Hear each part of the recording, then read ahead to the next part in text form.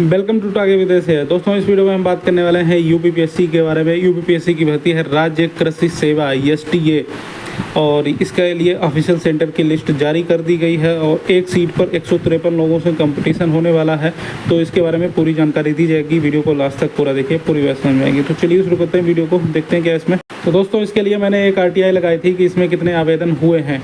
तो आरटीआई का रिप्लाई आ गया था और 10 जुलाई 2024 को ये मैंने आपको वीडियो बना के जानकारी दे दी थी कि इसमें कुल कितने आवेदन हुए हैं। तो इसमें मैंने आप लोगों को बताया था, आरटीआई विद का रिप्लाई भी दिखाया था, लगभग 40,000 और समथिंग आवेदन हुए हैं इसमें।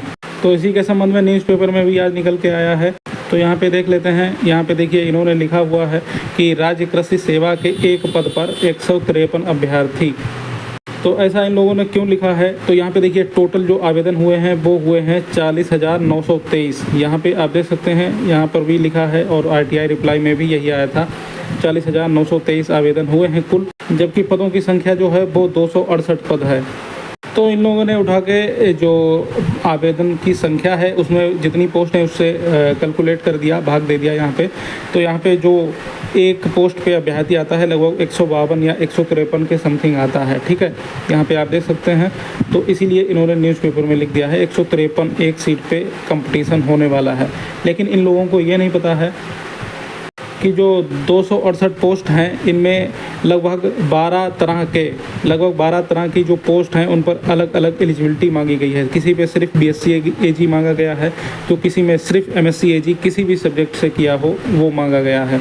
लेकिन बहुत सी ऐसी भी सीट है जिसमें स्पेशल एमएससी एजी मांगा गया है। स्पेशल एजी का मतलब यह है कि स्पेशल सब्जेक्ट मांगा गया है, जैसे कि प्लांट ब्रीडिंग या प्लांट प्रोटेक्शन या फिर एग्रोनॉमी, इस तरह से अलग अलग मांगा गया है। तो उन पर सभी की दावेदारी नहीं हो सकती जिस पे स्पेशल क्वालिफिकेशन मांगी गई है। तो एक सीट पे 153 अभ्यर्थी बोलना गलत है, लेकिन फिर भी इन्होंने जो टोटल आवेदन हुए हैं उसमें टोटल सीट से जो कैलकुलेट किया है उस हिसाब से 153 अभ्यर्थी ही निकल के आ रहे हैं। तो ये कैसे निकल के आ रहे हैं ये मैंने डिटेल में आप लोगों को समझा दिया।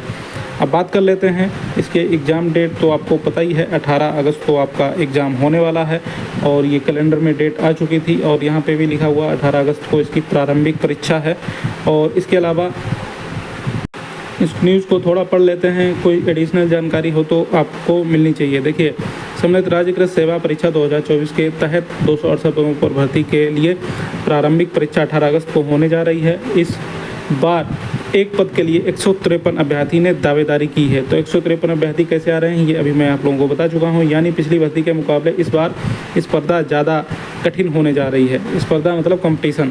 तो पिछली भर्ती में एक पद के लिए 131 अभ्यर्थी की दावेदारी थी। पहले राज्य कृषि सेवा के पदों पर पीसीएस परीक्षा के माध्यम से भर्ती की जाती थी, लेकिन बाद में राज्य कृषि सेवा का अलग संवर्ग गठित कर दिया गया और इन पदों पर भर्ती के लिए वर्ष 2020 में पहली बार अलग से विज्ञापन जारी किया गया। तब 564 पदों के लिए 73,792 अभ्यर्थियों ने दावेदारी की थी। तो हालांकि अंतिम चयन परिणाम 461 अभ्यर्थियों को चयनित किया गया था और 103 पद जो हैं वो योग्य अभ्यर्थी न मिलने के कारण खाली रह गए थे।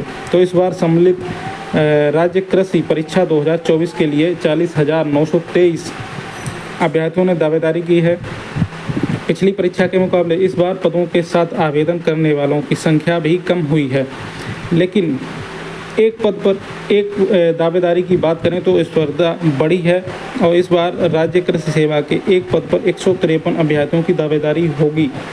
तो यह परीक्षा 18 अगस्त 2024 को उत्तर प्रदेश के 5 जिलों में आयोजित की जाएगी। तो ये परीक्षा 5 जिलों में आयोजित की जाने वाली है और परीक्षा के लिए प्रयागराज समेत लखनऊ, कानपुर, गोरखपुर और मेरठ में कुल 91 केंद्र बनाए गए हैं। तो यह परीक्षा शासन की ओर से जारी नई गाइडलाइन के अनुरूप होगी और की जाएगी और परीक्षा के लिए अलग अलग प्रिंटिंग प्रेसों से प्रश्न पत्र छपवाए गए हैं।